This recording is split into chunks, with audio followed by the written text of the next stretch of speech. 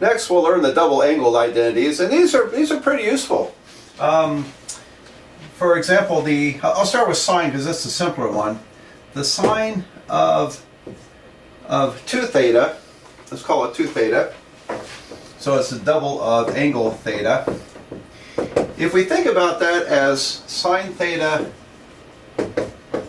plus theta, when you plug it into the identity, then you get, what is it? It's sine theta cosine theta plus cosine theta sine theta.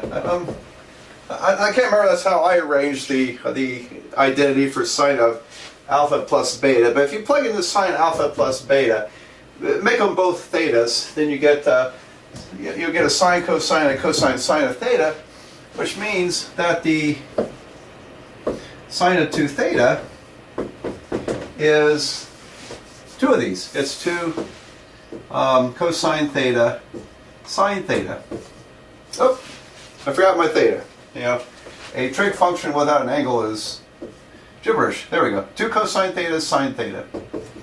There we go. That's where that comes from. Now that can be useful. When I say useful, I'm thinking more like down the road in calculus. Okay.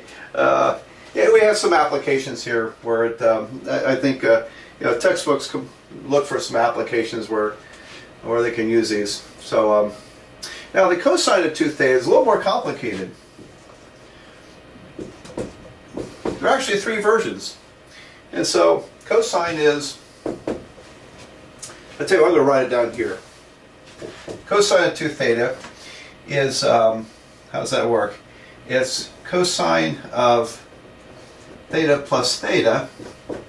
When you plug it into cosine alpha plus beta, replace them both with theta, you're going to get cosine theta cosine theta minus sine theta sine theta.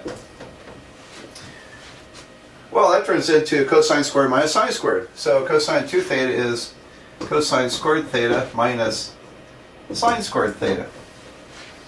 That's the double angle formula for cosine 2 theta. And but there's 2 more, because you can replace cosine squared with 1 minus sine squared. So if we do that, you can write this as 1 minus sine squared minus sine squared, 1 minus 2 sine squared theta.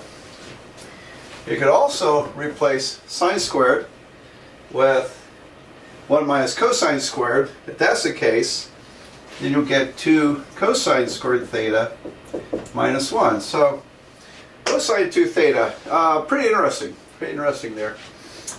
3 different versions, and these are quite valuable. Okay, because when we look at the half angle identities, we're going to use those. All right, that'll make sense when we get to it. And so there you go. What about tangent 2 theta? I haven't used that one very often. Let's see, what is tangent? Oh, now I got to remember how this works. It's right, tangent of alpha plus beta is tangent alpha plus tangent beta. So if I think of it as tangent theta plus theta, okay, so it's tangent alpha plus tangent beta. That's 2. I'm sorry, I should have this up here. Tangent alpha plus tangent beta, so it's tangent theta plus tangent theta. That's 2 tangent theta on top. 2 tangent theta on top, and below, I think, is 1 minus the product of the tangents. Yeah, 1 minus tangent theta times tangent theta, so 1 minus tangent squared theta. There we go. So tangent 2 theta is 2 tangent theta divided by 1 minus tangent squared theta. I gotta tell you, I don't remember using that. Is there an application for this? And I'm just going to just make sure I'm not making any mistakes here on this. I don't want to redo this video. Let's see, tangent 2 theta is 2 tangent theta over 1 minus tangent squared theta. That's the way we write it. All right, so we have our 3 big identities here, and cosecant, secant, and cotangent would just be reciprocals of these. So there we go.